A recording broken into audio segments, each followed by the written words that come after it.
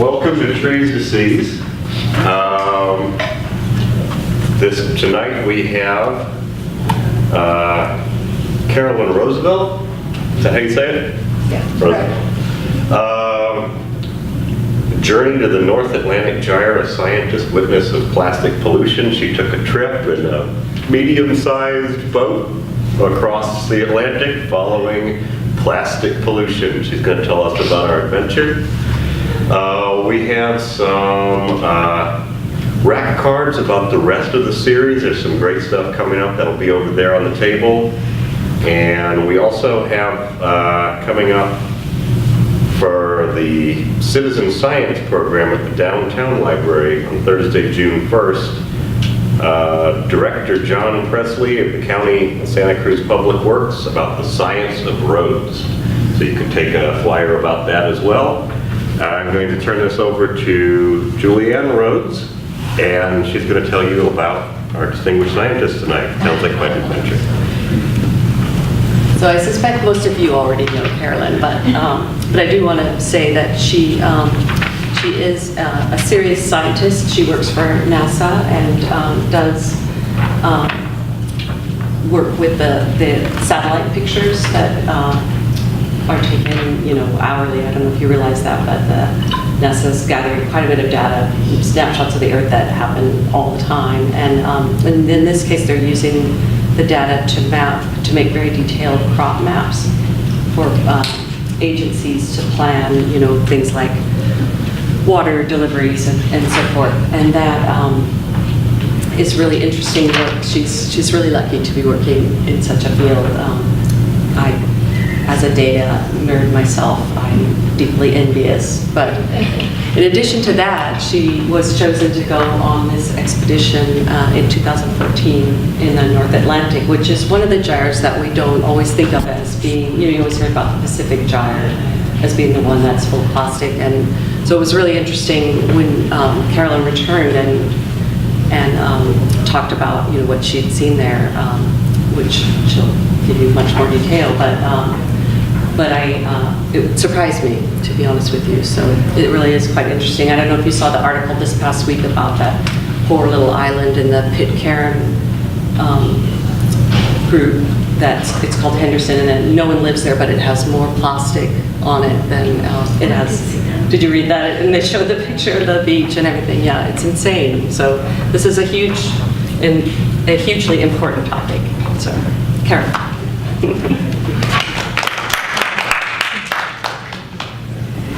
Thank you, Julianne, for your introduction, and thank you to the Scotts Valley Library for inviting me this evening. It's a real pleasure to be here and share with you my experience of studying plastic pollution in the ocean and the pretty challenging journey that I went on to do that.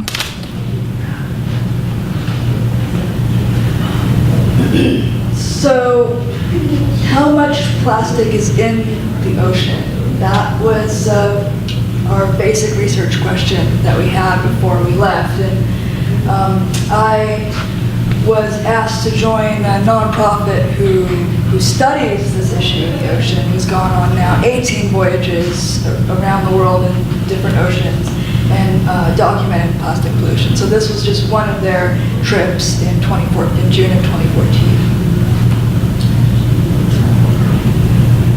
So just some quick facts. I'm not going to belabor the point of animals that ingest plastic and starve, animals that get entangled, plasticizers and plastic leaching into our environment and ending up in our food chain. It's all very important topics to cover in a talk, but I'm more going to focus on the ocean expedition. So we know right now that there's roughly 200,000 to 300,000 metric tons of floating plastic in our global oceans. And we also are able to estimate that there's nearly 5 trillion pieces of plastic afloat entering the ocean. So we know this because we do research in the oceans, we do research on the beaches, and that's where some of my previous background is, doing beach surveys in the Monterey Bay, and I'm happy to share my work with you if you're interested in some of my grad work that I did previously. And Julianne and I were both in the same grad program.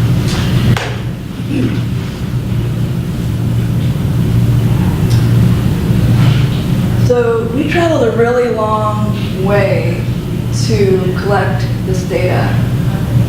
We traveled 2,400 miles from the island of Bermuda to the island of Iceland. That's pretty much, if you were to drive across the United States, it's a similar distance from San Jose to South Carolina or something. It took 20 days, and along the way we took samples of plastic, which I'll get into.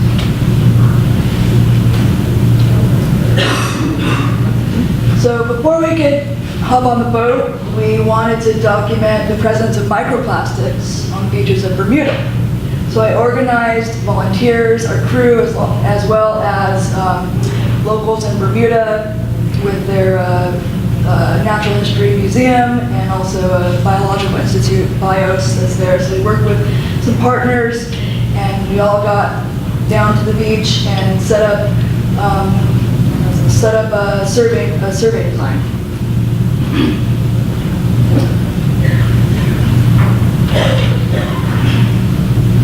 So I'm training everyone. This is what in the methodologies we use transect tape, plots that are called quadrats, and a sieve to differentiate between biological and plastic materials. And we use a bucket of water to help us differentiate between floating little tiny pieces that you can barely see and sand and seaweed.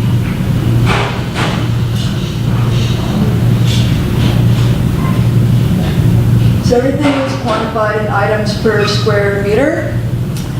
And in 1 square meter beach in Bermuda, there could be hundreds of small pieces of plastic in 1 square meter.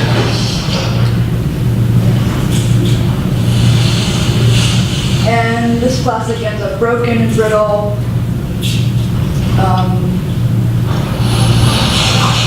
So just to give evidence to the everlastingness of this material. So when we were done focusing on the beaches, we had documented over 9,800 individual pieces of litter in just 3 survey sites in 3 days. So that's quite a bit. In comparison, the work that I did in Monterey Bay, on average there was 1 piece of litter per square meter on the beaches here in Monterey. And this schematic is just to keep in mind as I continue with my talk that this is a cycle of single-use plastic. From the research that we found, this is a nice schematic of the waste we generate from the land, ends up in our rivers and streams, ends up in the ocean. There's also input of fishing gear that ends up in the ocean. And some of this trash remains afloat, and it'll collect in the circulating gyres, or it may get stranded on a beach. And as well, we've now documented, scientists have found trash on the sea floor. Wait, Carolyn, does that say that vehicle debris is the biggest component? Tires.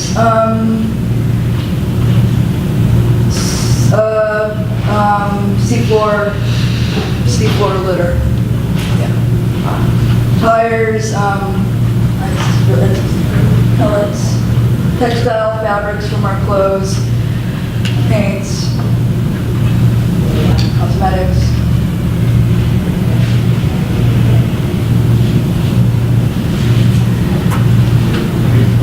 So we completed all of our beach survey work, and we're ready to hop on this teeny tiny boat and head out into the great unknown.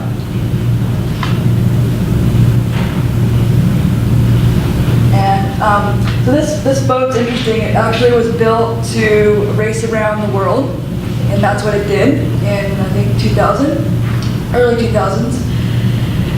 It raced around the world, and it's really meant to just sail really hard and really well. And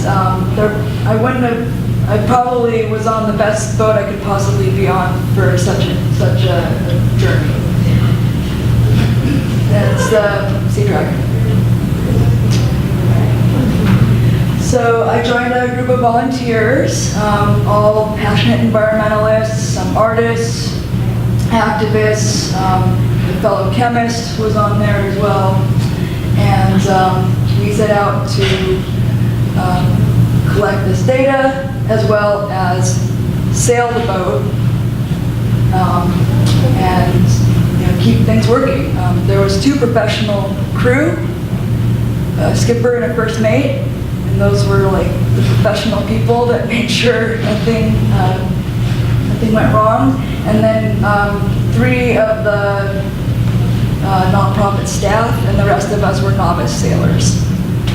Basically had never sailed before. So all of you went, that whole crew that you see there? There's 14 total. On that little boat? Yeah, the maximum occupancy of the boat. Almost 3,000 miles. Yeah. Okay. So we're heading out, and like I said, we'd never sailed before. We didn't really know what we were doing, so we really had to catch up really quickly. And thank goodness for the skipper and the first mate. They really were there for us, and before too long, we really felt comfortable about the skills we were learning and steering and sailing, and we were really eager to take that challenge on. And the weather was nice. It helps that the weather was nice the first part. So around the clock, someone had to be steering the vessel. There's no autopilot. So we had 6 hours on, 4 hours off. No one ever slept more than 5 hours. You were just constantly rotating on your shift. Steering, sailing, cooking, cleaning, maintenance, things like that to just keep things going. And it was hard work. Allison here is pulling really hard on that line to get the mast to change direction because we're tacking and we need to adjust for the wind. And Genevieve here equally like that. It may look easy, but it's hard work. It's a lot of effort there, and you got to act quickly. So while we're not staying on course toward Iceland, we were collecting samples. So in the background here, there's this pole that our sampling equipment was connected to. This is a spinnaker pole. And every day, from that pole, we'd attach several different trawls that would skim the surface of the ocean and collect plastic in a net. So this is a multi-depth trawl, and it's sampling at the meter scale. There's 12 tubes with nets. Every meter, there's 12 of them. So that's about 12 meters deep. Who designed that? The 5 Gyres nonprofit, 5 Gyres Institute. Marcus Erickson is the director of that nonprofit, and he designs and fabricates all of their trawls.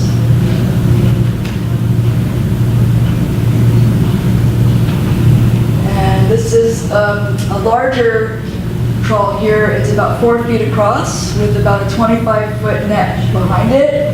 And we set that one out for about 2 hours a day, twice a day. And the mesh, the netting is 0.3 micron, so it's very fine. So you really can collect a lot of the smaller pieces of plastic or biological matter that's on the surface. And these images show you exactly what we collected in the net. I'll show some close-ups in a second, but we empty the content of the net from the trawl and put it into a sieve, and then wash that into a bottle to preserve it for lab analysis on plant. So the far right, you're looking at seagrass. The brown stuff is seagrass called sargassum. We were in the Sargasso Sea. And then everything that's not the brown grass is some type of piece of plastic that's pretty degraded, and you cannot tell where it's from. So some close-ups of these samples. We have broken bits of plastic and occasionally some small juvenile fish. It just couldn't be really avoided, but it wasn't. We weren't sailing through schools of fish, thank goodness. So occasionally we would get some wildlife.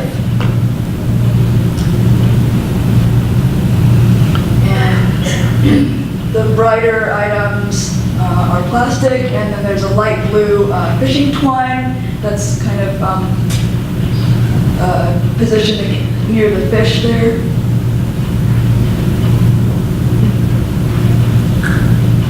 And then as we got to more northern waters, that's where all the nutrient waters are. There's a lot of krill there, so our samples had krill, as opposed to further south by Bermuda. You're in the Sargasso Sea, you saw a lot of the sargasso. And there's a light green plastic object by that feather. And there's also a white resin pellet that's on the far right of the screen.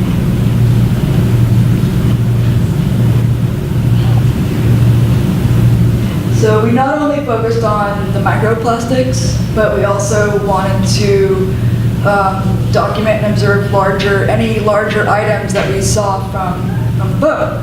So twice a day we'd make visual observations. And we would actually collect anything that came close enough to the boat that we could remove from the gyre. So we saw some styrofoam, occasional water bottle, occasional plastic bag, fishing gear, buoys, rope, fishing line. Attached to the buoy there are barnacles, and the point I want to make about that is that those barnacles now can go on a ride anywhere and end up somewhere possibly unintended. Another region where they don't have that and then does become an invasive species, and that could have ramifications in that environment. And the bottom half of that image, we see balloon string tangled up, meshed up in fishing rope. And I really thought that was just so bizarre. I remember thinking, like, that's just so weird. What is this balloon stuff doing in the middle of the ocean? We're 500 miles away from the coast, and it was more or less an aha moment for me, even though it seems kind of simple, but it just triggered, like, okay, this is wrong kind of response. But you don't know till you go out there, so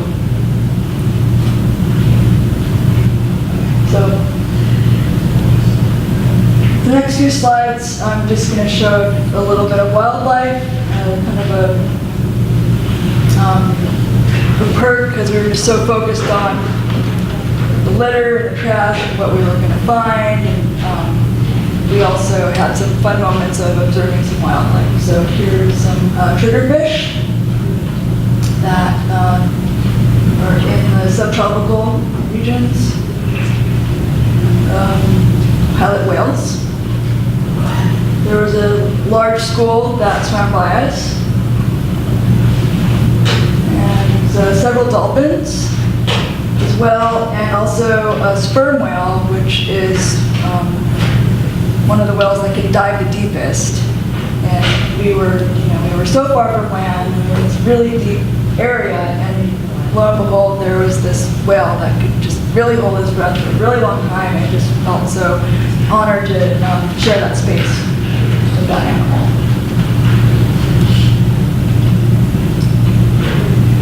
We did encounter rough seas. It wasn't always smooth sailing. This is moderate seas here, about 6 to 8 feet. Yet we still had to make sure we were on course. We still had to collect our data. We still had to make our visual observations every day. So there were some challenges and obstacles, but we all banded together and got through it. And after 20 days, we finally saw land again. And it was very profound and poetic experience. And we got a very warm welcome from the local Icelanders there. The press and media were out, newspapers and news were there. Other environmental nonprofits were there to greet us. Everyone was really happy that we arrived, and it was a special welcome.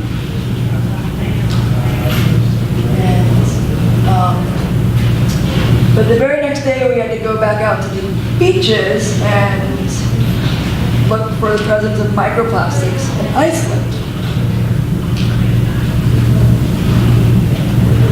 And instead of finding 9,800 pieces of plastic in Bermuda, as you recall, we only found 21 pieces of plastic in Iceland. In 3 different beaches. So the same number of sampling effort was made, and much less litter was found. But we did visually see, although it wasn't in our survey, fishing rope, which is pretty common there because it's a large fishing industry in Iceland. So it's not a big surprise that you would see that. And also a lot of 1 liter bottles for beverages, or like maybe canola oil bottles or something like that from the grocery store. And I thought that was interesting because they're fairly progressive there. Have developed country. They have their methods of waste disposal put in place. But yet, you can't capture everything. And we see that too in the United States. So just to go over a couple of my main points is that there's no floating island per se in the gyres. You cannot step onto something hard and concrete or a big raft of trash. It's just not there. You'll just see regular ocean if you go out there. But if you skim the surface, there will be tiny pieces of plastic, almost like a diffused plastic soup in the gyre. In every single sample, we found evidence of plastic. But yet there was a gradient, so when you're in the middle of the gyre, you'll have a higher density of plastic, and then as you leave, you'll see less and less. So that was to be expected, and that's what we saw. And we were able to go through the subtropical gyre and the subpolar gyre in the North Atlantic Ocean. And that data is contributing to global models right now. And also challenged everyone's personal limits as well. And it was quite an adventure that I won't forget anytime soon. So I also want to share a sample from the gyre. This is plastic, pieces of plastic, most of it microplastics. Pass it around. That's from the subtropical North Atlantic Gyre. And if you can guess I don't know how many pieces of plastic are in there, but feel free to guess how many pieces of plastic are in that one sample, which was collected with like a goldfish net, essentially, or a skimming pool net that just from the surface, the shore break. So that was washing up onto Bermuda, and that's just taken from, a net this size. So that's how concentrated. One swoop? Is it one swoop of the net? Yeah. So I missed it, I came in a little late. What is the gyre? So there are several gyre systems around the world in our oceans, and it basically means that the currents, like the Gulf Stream, the Canary, Labrador currents, they all move around, counterclockwise. And so the currents are moving around, and what they create in the middle is known as a gyre, like a gyroscope, like a swirling vortex. And it's the middle. The middle of it, yeah. So you have one gyre in the Atlantic, or are there two of them? There's two gyres in the Atlantic. There's Like northern two in the hemisphere? south. Yeah. So there'll be kind of like a north-south or a subtropical and subpolar. So all oceans have that kind of system happening. Did you have those on the map you said at the very beginning, where you're outlined? Do you have those in conjunction with the gyres? I show you our navigational map, so that gyres aren't outlined on the navigational map, but I can definitely point to them. That'd be useful, Like, yeah. So even in the Pacific, there's no a big mass an island or something? That's correct.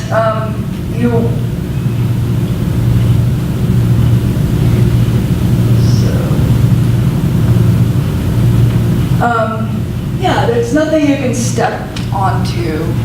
There might be aggregates of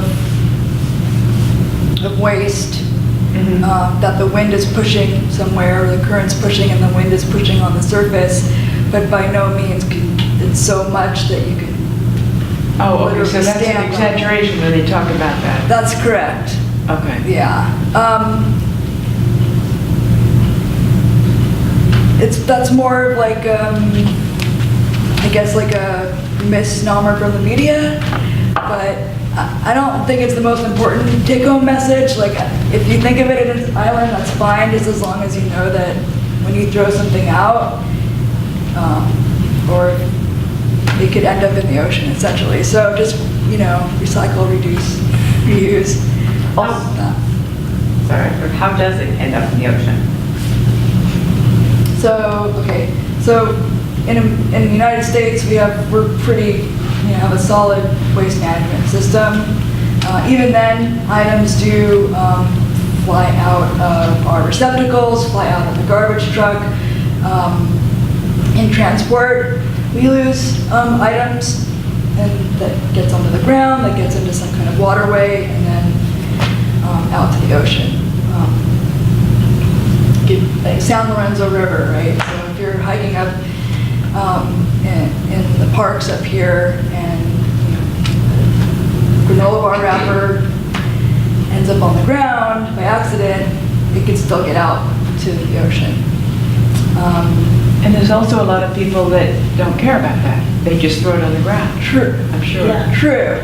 But another point that the folks at this nonprofit that I work with make is that in countries that are less developed, there's also a larger influx of items into the oceans, just because the infrastructure is not there. So it might be common to just throw your rubbish into the river or the stream that's like behind your house. Not that people want to be polluting the earth, but it's just that here in America, we really have it, dialed in so that we can differentiate between garbage and recycling. We can try to, track these things and make sure that what we think is happening, and try to hold people, companies, or, entities accountable. Can you just say more about the Five Gyres Institute? I just would like. Yeah, so Marcus Erickson is the director, and he has a staff of maybe 6 or 8 folks that run the different programs that they do. They do a lot of education. They're based out of Los Angeles. They do a lot of education. Advocacy, they've really pushed hard to get microbeads out of cosmetics, along with banning the bag, styrofoam bans, things like that. So they're a big advocacy and education group. And they also have these opportunities for folks to go on these voyages, to go to these extremely remote places in the middle of the ocean and collect information on the plastic that is there. And how did you get selected? I was contacted by them after I finished grad school. I had published my paper on types of beach litter here in the Monterey Bay, and they wanted to essentially learn more about my methodology. And so I chatted with them a bit, and we were thinking of like ways that they could adopt that here in California for some of their projects. And at the end of the phone call, they were really like excited. And they said, you need to apply to the next voyage. So I applied. That's really great. Yeah. So Bermuda's numbers from what you collected on the beach were so much larger. Yeah. Is it just because they don't have like the recycling and all that in place, or, I mean, it's a huge difference. Right, So right. what accounts for that? Mainly the physical location of Bermuda. It is pretty much in the middle of that gyre system. So everything from the outside currents are really pushing. It's coming from the ocean where you got on the beach, Yeah, not from the peeps. right.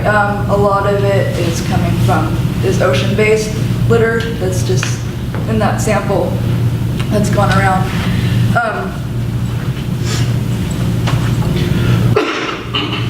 It's a big sin. So, you know, I didn't show you, but like there's also much larger items washing ashore that are really tattered and torn, like laundry baskets, like laundry detergent bottle, just things you throw away that end up in the dump, but they're in the ocean somehow, and they might not even be from Bermuda.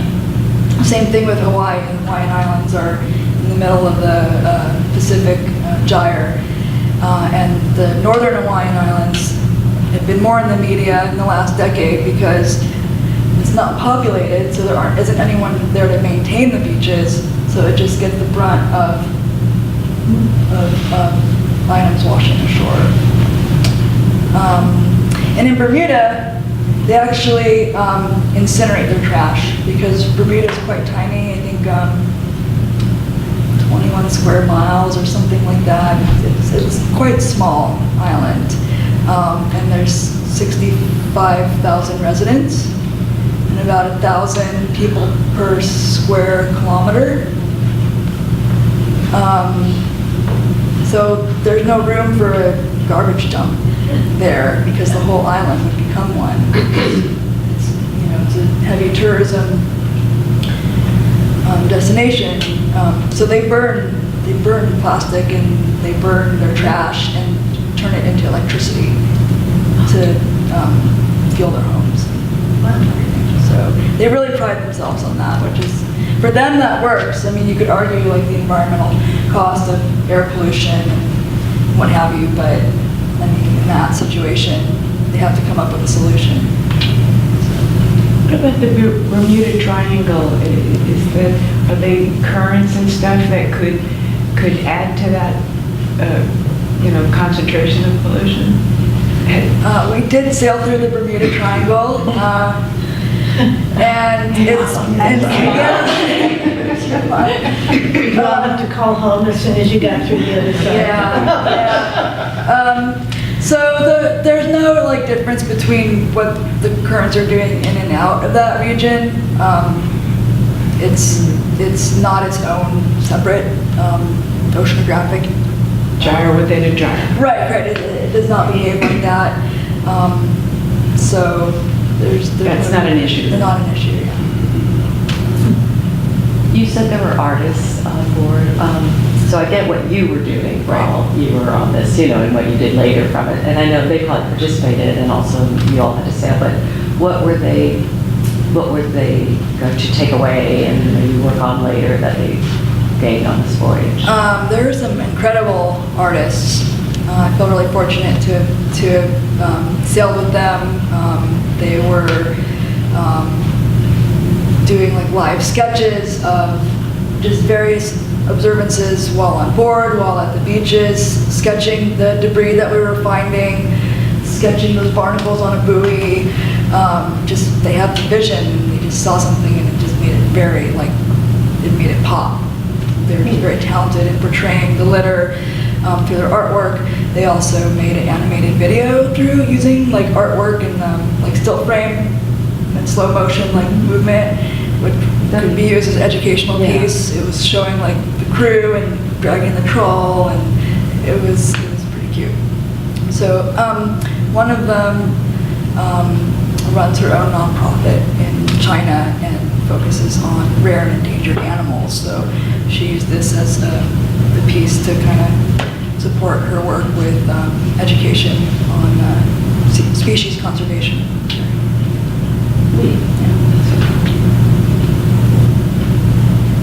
Any other questions? You gonna go on another voyage? Can't wait. When's the next Come one? back. Yeah. Pacific this time. Did you take up sailing or did you go back? I did not. Who has the time? Exactly. Do you have any idea of what your next trip is? Are you lining one up, or you just have to wait and see what comes up? Not currently, but I wouldn't say no if an opportunity came along. To go on a trip, but what about your next, what do you do now? What do I do now? Well, I work for NASA right now. What location? I work out of CSU Monterey Bay, Oh, but it's in a partnership with NASA Ames. So we work closely with staff at NASA Ames at Moffett Field. And we use satellite data to monitor crop irrigation in the Central Valley. And that's used for the purposes of water management statewide. that's a big thing. Yeah. So I've heard a bit about crowdsourcing and citizen science. Do you use that way of analysing the satellite images at all? So the NASA stuff is different from the plastic research. And the satellite imagery we use is all public. It's free data. Yeah, through USGS. So what did you find, how long have you done that? Like before, for a few years, the NASA thing, monitoring the rain, the water in the valley? Yeah, crop monitoring, about 6 years now. So you've seen the difference this past year? Yes, From the last yeah, a lot of our reservoirs are, fairly full now, so I think that. You say fairly full, so Fairly there's full. still room for them to, they're still not all full. They still- Well, there's many across the state, and I don't know the specifics about each one. I mean, some, as we saw in the news, have actually spilled over. Right. But, not all of them are in that exact state. But, I mean, the rain certainly helped, so. And that information is also, schematics of the state, the levels of the reservoirs. You can Google, do a simple Google. If you want to know what level something's at, like 99% full or something, you can find that out. So the next question that raises is how are the aquifers doing? Yeah. More rain. More The Julianne's reservoirs are already here. How's the aquifer doing? From satellites, that's harder to tell. It's harder to You match. can't match that. right? But there is some work in that. It's not my expertise, but yeah, that's definitely You need the binding rods. They haven't fully recovered, but they most, like the ones in the, there's still ones in the Central Valley that are red, if you will, you know, and then, but many of them recovered a great deal, and then, yeah, are well into the breeding and stuff. Yeah. There's maps that are publicly available that show kind of the drawdown based on the measurements that they take on all of them, and it was just, I was following it last winter, just watching the red shrink and shrink and shrink was just great, you know, just finally to see that. So yeah, it's much better than it was, but there's still some, it's surprisingly. Thanks, Julianne. That was kind of an off-topic question. I was like, okay, the reservoir, what about the aquatic? Of course you can't get that to the satellite. Well, I think you were going to show where the gyres were. Oh, thanks. All right, so roughly in this area, this is the subtropical North Atlantic Gyre. Okay. And here's in between two gyres, and then up here is the subpolar North Atlantic Gyre, below Iceland and off the coast of Greenland. And this gyre circulates clockwise,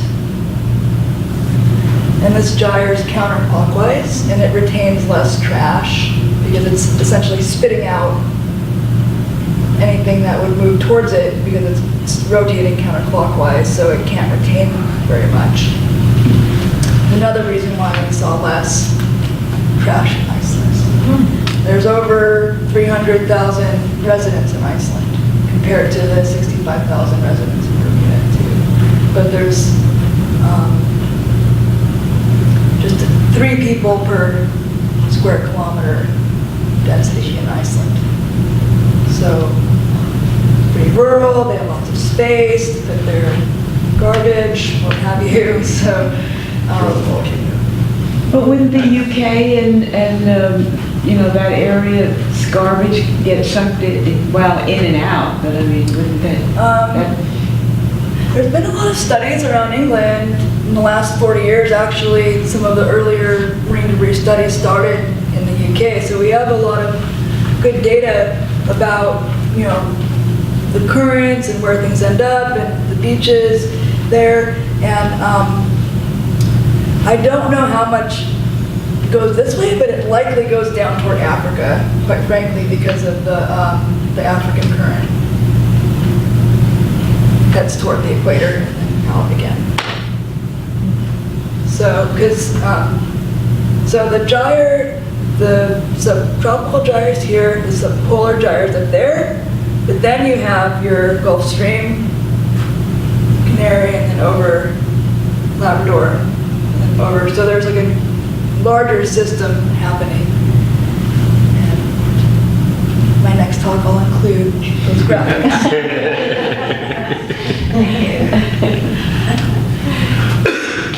So was there a particular product that you think was the main culprit of plastics? Like, I saw lots of styrofoam, it looked like. Seems like boogie boards probably fall apart as people are using them. Because I saw blue styrofoam looking stuff. Is there any way to point a Any finger? kind of man-made item will break apart in the ocean after, you know, months or years of being there. So it could be from single-use item, it could be from something that, this isn't a single-use item, but it's plastic, so if you put this in the ocean, it'll eventually break apart. How about the age of the plastics? Could you determine at all?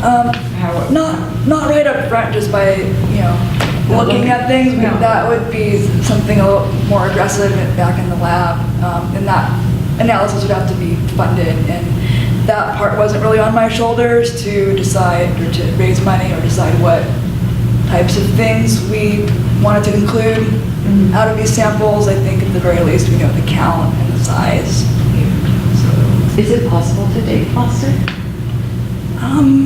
you can run it through a specific machine to identify the chemical makeup polypropylene, polyethylene, what have you. I think it would be more difficult. Yeah. I think it's more of a guesstimate. It fades, it gets abrasions. I mean, you can tell that something's been there a while, but how long? If it's just a year or 10 years. The more faded something is. Yeah, it does seem like it evolves by just getting smaller and smaller and smaller, and eventually becomes, you know, like you have little teeny tiny particles, and at that point, it's going to just sort of become part of the ocean, you know, these little tiny particles that are microscopic, as it slowly degrades. Right, and some, depending on the type of plastic it is, some of that might sink down to the seafloor even. They're taking core samples from the seafloor and pulling it up, and they find, you know, the nano-sized fragments. So you're saying that gets into our food supply? Like it becomes part of the fish? It can.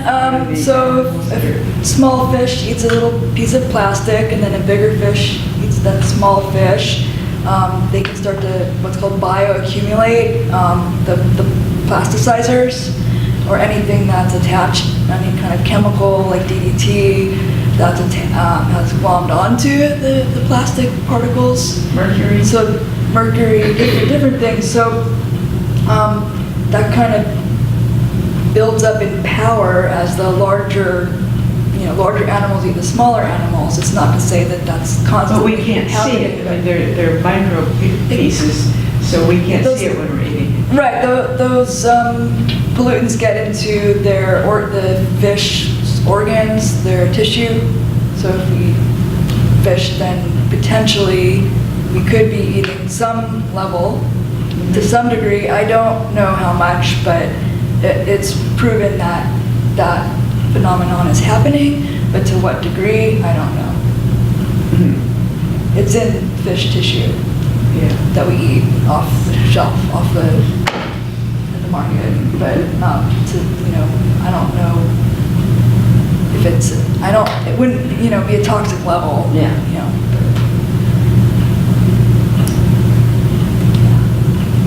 Anything else? Looked amazing. Yeah. Yeah, great adventure. Great experience. Who did you say sponsored the trip? So I raised money to participate. The 5 Gyres Institute organizes it. They make sure you have all your basic equipment, your food, what have you, but you have to pay to go on one of these things. So I raised money online and used some savings. So I made it work. Yeah. I mean, I was given the opportunity to do this, and I couldn't say no. Oh, yeah. Sounds like a once in a lifetime adventure. Well, maybe more than once. Yeah. Yeah, you said you went on other trips around the world? The nonprofit themselves, they now are on their 18th voyage, so I haven't joined them for that, but yeah, they're I see the other ones. last couple of years they're focusing on the Arctic, so they're on board like a icebreaker boat, not on the Sea Dragon. Moving a little slower. Yeah, taking samples in the Arctic region.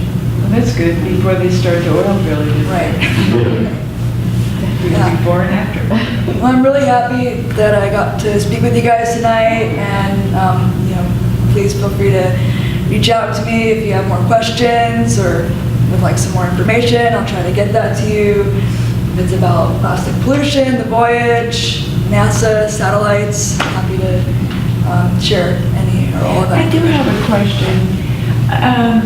NASA, you work for NASA, and you're using the satellites, I guess. Is that the NASA connection? Because if you're looking into water in the valley, which is pretty specific, and it's not outer space, I'm kind of confused. Good question.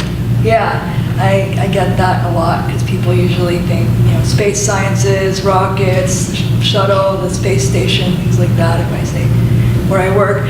So NASA nationally does have a department or a branch that focuses on earth science.